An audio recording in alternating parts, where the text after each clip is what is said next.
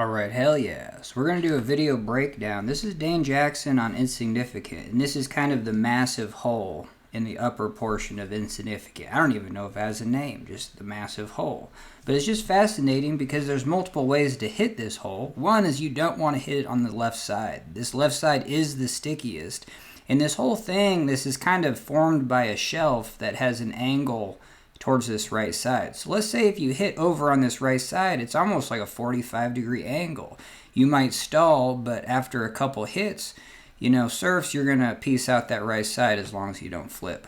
And so hitting this right side is just a common practice for 14-foot boats. Now, Dane Jackson's going to, more or less go over the sweet spot right here. And then hell yeah. And that's where you're going to get the most eddy behind a hole. Hole still has an eddy behind it, more or less. And so that's where you can kind of skip across right here. So easier said than done, because I'm going to do this video as a video breakdown for like an R1 raft. Could this be possible? And it's just fascinating going through this. Some things yes, some things no. Alright, so hell yeah. So the video of both clips of Dane Jackson kind of doing the same move are going to be in the description, so go take a look at that. Alright, so let's begin with this process, because he starts both these moves from this left drop. And so this left drop is over on the left side of Insignificant. The main run is kind of down the center and then moving towards the left side of the hole. That's what these kayakers are doing right here, or from here driving to the right. And so just for reference, this is going to be the V wave. So somehow from over here, you're going to be over there. So we have this first drop right here, and this creates either an eddy on the left, that's going to be the second clip, or just knowing that this, has slow water behind it, and you can actually paddle up in and across into this current. So that's what we see for the first clip. We're going to drop over this hole, a little bit of edge angle. All this is going to stall. So in an R1 boat, hell yeah, we might be able to drive into this, kind of high side, get ready to, stall our boat. R1 boats are very good to get stalled out on stuff, but then have the wherewithal to start paddling up into this pocket. Now on the second clip, Dane's able to really just almost paddle up almost into this feature.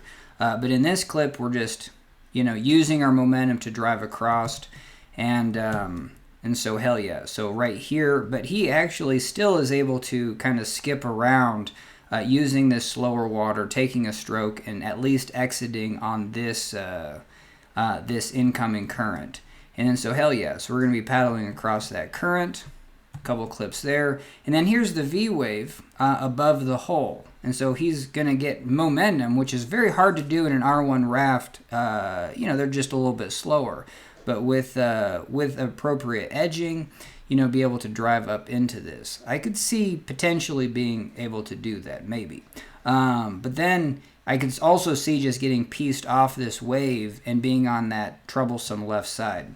So hell yeah. So right here, he's definitely not over on the right side of this wave, but still able to drive up and over. And see, even this wave, if you get glanced off, man, you'd be glanced off over here, and if you don't have any momentum driving over, you're going to be in that nasty left side. But hell yeah. So that's the difference between maybe a kayak and an R1. Definitely speed, and just with a paddle stroke being from here to there and in position. Alright, so sweet. So then this first clip is going to take a right stroke and then kind of hit that little sweet spot. You can kind of see more of the break in that sweet spot. Definitely a bigger pile here, and then this is hella sticky. This is kind of a pour over into that most violent portion. So you can even see a small little V here, but basically, yeah. So you're not just driving over the lip of this into this, but kind of finding that sweet spot. Hell yeah.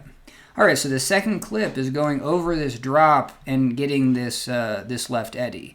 Now, so I'm doing this because there's a lot of moves in here from an R1 that could be done even if you don't link them all together. One is just going over this drop and catching this eddy. And so this year I've been focusing a lot on paddling on, my offside. So I paddle on the left side, and it might be make sense to catch this eddy with my weight or my body on the right side, taking a right paddle stroke, driving in across, doing that, and then jumping to that left side to catch that eddy. All right, so hell yeah. So this, easily caught, but I was just making note that Dane's taking a right stroke, to cross this eddy line, and then catches it. The next clip will be of exiting onto this wave. Now this is a hella substantial wave. In an R1 boat, you might just start to get surfed, and this wave is above a rock, so it's not the definitely not the most. I would assume this would be even just this move to catch this eddy and to ferry out and to continue on your way is it'd be a hell of an advanced maneuver even for an R1. But hell yeah, being able to, and then just knowing that even from this kayak, you can see how aggressive this wave is, that definitely angling in. But I did this clip because we're still on this far right side, and entering in, this wave is going to take you to the center, and with a high side and a stroke, he's going to pop up over. So you're going to use that lateral momentum to pop up over, and then continue that turning stroke to get up into this pocket. Continue to be up and over on that side of that wave. And then able to almost, for this one, we're driving all the way to the top. So here this is just the left portion of that wave. We're going to drive up here and continue our way all the way to the top of this corner before entering this current. Okay, hell yeah. So then once entering the current, here's this wave. Again, left angle, driving up over it, left stroke. So that could make sense for me being on that left side. But it's splitting hairs, getting momentum enough to be over on this over here. And we can see that, hell yeah, this is the steepest portion.